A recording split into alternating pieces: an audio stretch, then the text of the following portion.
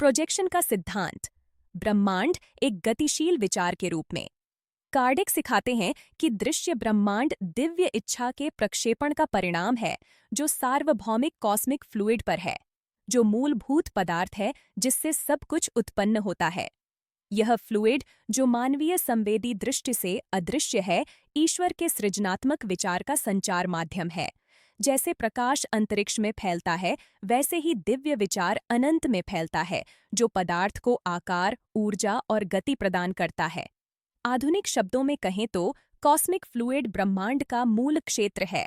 वह क्वांटम ऊर्जा है जिससे कण और बल उत्पन्न होते हैं।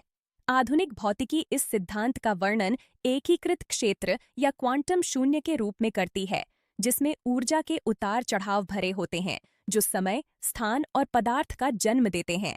कार्डिक ने दार्शनिक भाषा में उस बात का पूर्वानुमान किया है जिसे आधुनिक विज्ञान समझने लगा है। पदार्थ ऊर्जा का संकुचन है और ऊर्जा दिव्य बुद्धिमत्ता की अभिव्यक्ति है।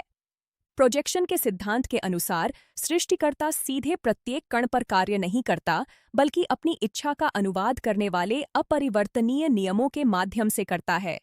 ये नियम दिव्य इच्छा का निरंतर क्रियाशील रूप हैं और ब्रह्मांड की सद्भावना इन नियमों की पूर्णता का प्रतिबिंब है।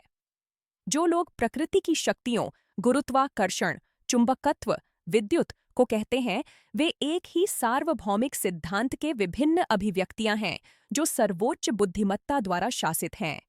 क्लासिकल भौतिकी, जिसकी शुरुआत न्यूटन से हुई, ने आकाशीय गतियों के गणितीय क्रम का वर्णन किया। बाद में आइंस्टीन ने दिखाया कि स्थान और समय एक ही गतिशील संरचना का हिस्सा हैं। ब्रह्मांड का वस्त्र और स्पिरिचुअल दृष्टिकोण से यह वस्त्र ब्रह्मांडीय तरल से बना है, जो दिव्य मन की क्रिया के तहत कंपन करता है। प्रत्येक तारा, प्रत्येक परमाणु और प्रत्येक प्राणी इसलिए भगवान के विचार का संक्षिप्त प्रक्षेपण है, जिसे ऐसी नियमों द्वारा समर्थित किया गया है जो कभी भी कार्य करना बंद नहीं करते। कार्डिक समझाते हैं कि दुनिया का निर्माण तब होता है जब ब्रह्मांडीय तरल का कुछ भाग संघनित होकर पदार्थ बन जाता है, आकर्षण और प्रतिक्षेप की शक्तियों द्वारा प्रेरित होकर। यह वही प्रक्रिया है जिसे आधुनिक खगोल भौतिकी आकाशगंगाओं और सितारों के निर्माण में वर्णित करती है। सार्वभौमिक गुरुत्वाकर्षण ब्रह्मांडीय गैस और धूल के कणों को एकत्र करता है, जिससे प्रकाशमान पिंड उत्पन्न होते हैं, जो ऊर्जा का उत्सर्जन करते हैं। आध्यात्मिक प्रक्षेपण इसलिए उस दिव्य समकक्ष है जिसे विज्ञान गुरुत्वाकर्षण संकुचन कहता है। अदृश्य और दृश्य के बीच का संक्रमण, तरल और ठोस के बीच का, आत्मा और पदार्थ के बीच का। क्वांटम दृष्टिकोण से आज हम जानते हैं कि अवलोकन कणों के व्यवहार को बदल देता है।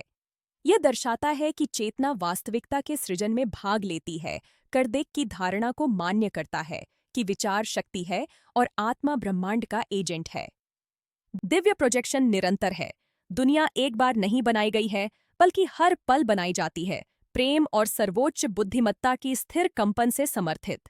कार्डिक याद दिलाते हैं कि मनुष्य भगवान का प्रतिबिंब होने के नाते प्रोजेक्ट करने में भी सक्षम है। जब वह सोचता है तो वह आध्यात्मिक प्रवाह को गति देता है, रूप, छवियां और ऊर्जा की धाराएं बनाता है, जो पर्यावरण और आसपास के जीवों को प्रभावित करती हैं। प्रत्येक विचार सृजन का एक मिनिएचर है, मानव माप में सृजनात्मक शक्ति का एक प्रकाश। इसलिए शुद्ध विचार ऊंचा उठाता है और सद्भावना करता है, जबकि नकारात्मक विचार परेशान करता है और अव्यवस्था फैलाता है। यह वह कंपन की तालमेल का नियम है जो दृश्य और अदृश्य ब्रह्मांड को जोड़ता है। इस प्रकार प्रोजेक्शन का सिद्धांत यह दर्शाता है कि ब्रह्मांड मूल रूप से एक गतिशील विचार है। विज्ञान यांत्रिकी का निरीक्षण करता है, स्पिरिटिज्म अर्थ को प्रकट करता है। मिलकर यह दिखाते हैं कि ब्रह्मांड एक जीवित जीव है, जिसे एक अनंत मन, भगवान, द्वारा समर्थित किया गया है, जिसकी उपस्थिति हर प्रकाश कण और हर आत्मा में प्रकट होती है जो सोचते हैं। हे मनुष्य, इस सत्य को समझकर यह पता चलता है कि आप भी भगवान के साथ सह निर्माता हैं। आपके कार्य और विचार सार्वभौमिक प्रवाह को प्रभावित करते हैं और दुनिया के संतुलन या असंतुलन में योगदान देते हैं। इसलिए हम सभी उस नैतिक और आध्यात्मिक ब्रह्मांड के कारीगर हैं जिसमें हम रहते हैं। यदि इस विचार ने आपकी सृष्टि की दृष्टि को विस्तारित किया है तो इसे साझा करें, क्योंकि प्रोजेक्शन थ्योरी को समझना यह मानना है कि भगवान विचार के माध्यम से ब्रह्मांड का निर्माण करते हैं और प्रेम उनकी अनंत सृजनात्मक ऊर्जा है।